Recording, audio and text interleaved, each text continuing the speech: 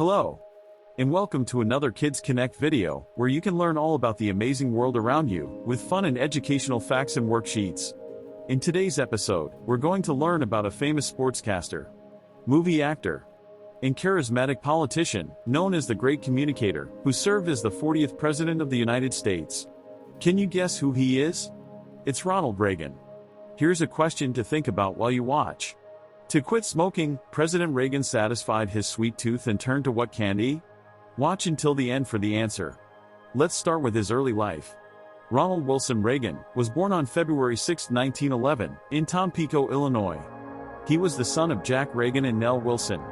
After graduating from Eureka College in 1932, he embarked on a successful radio career, becoming a famous sportscaster in Davenport, Iowa, and eventually making his way to Hollywood.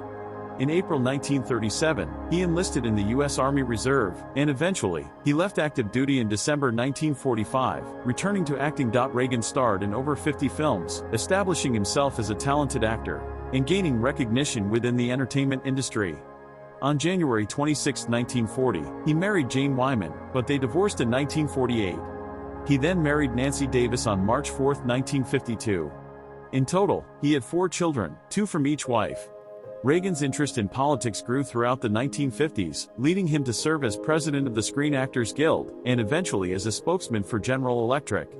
His experience in these roles allowed him to hone his skills as a persuasive speaker, and solidify his conservative ideology. Reagan's first foray into politics occurred when he ran for governor of California in 1966, winning significantly. As governor, he implemented policies that promoted fiscal responsibility and limited government intervention, setting the stage for his future presidential ambitions. During the 1976 election, he sought the Republican Party's presidential nomination, but lost to Gerald Ford. Eventually, in 1980, he became the Republican Party's presidential candidate. Reagan won the election with 50.7% of the popular vote and the majority of the electoral votes. 2 months after his oath, John Warnock Hinckley Jr. attempted to assassinate the president. Reagan was shot in the chest outside the Washington Hilton Hotel, but he recovered and was released from hospital 11 days later. Reagan's presidency was characterized by his commitment to a conservative agenda, known as the Reagan Revolution. One of his key priorities was sweeping tax cuts. Through the Economic Recovery Tax Act of 1981, and Tax Equity and Fiscal Responsibility Act of 1982, which aimed to stimulate economic growth, reduce the budget deficit, and unleash the entrepreneurial spirit of Americans. This policy, known as Reaganomics, led to a period of sustained economic expansion, with GDP growth averaging 3.5% per year during his tenure, but was later criticized for ballooning national debt. Contrary to his economic revolution, Reagan's administration faced criticisms, notably, the involvement in the Iran-Contra affair, that involved the illegal sale of weapons to Iran, in exchange for the release of American hostages kidnapped in Lebanon.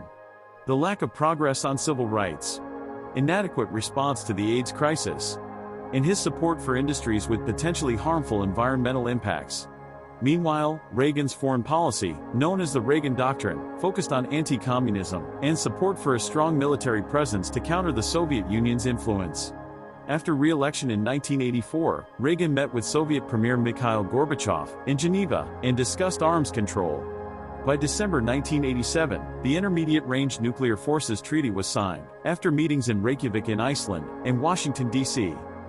Reagan's unwavering stance during the Cold War culminated in a series of pivotal moments, including the Strategic Defense Initiative, also known as the Star Wars program, which aimed to develop a missile defense system. In the famous Tear Down This Wall speech in Berlin, urging the Soviets to dismantle the Berlin Wall.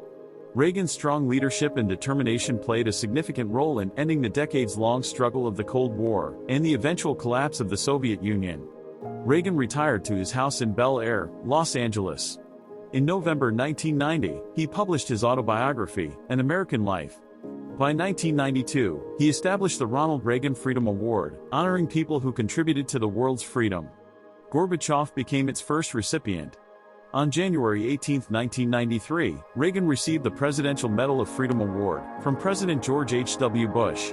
Sadly, at the end of 1994, he announced that he had been diagnosed with Alzheimer's disease. And on June 5, 2004, Reagan died of pneumonia. Following a family-only funeral service at the Presidential Library, his body was flown to the U.S. Capitol. On June 11th, a state funeral was held at the Washington Cathedral, and several famous world leaders were in attendance. Ronald Reagan's presidency was a transformative era that reshaped the conservative movement. Moreover, his commitment to limited government, free market principles, and peace through strengthened foreign policy left a lasting impact on America's national, economic, and political landscape. And now for the answer you've been waiting for. The story of Reagan and jelly beans began when he quit smoking in the 1960s and turned to jelly beans as an alternative.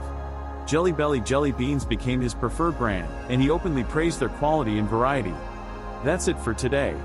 If you enjoyed this lesson, visit KidsKonnect for fun worksheets on many more US presidents and history topics. Don't forget to like this video and subscribe to our channel to be the first to know about new content.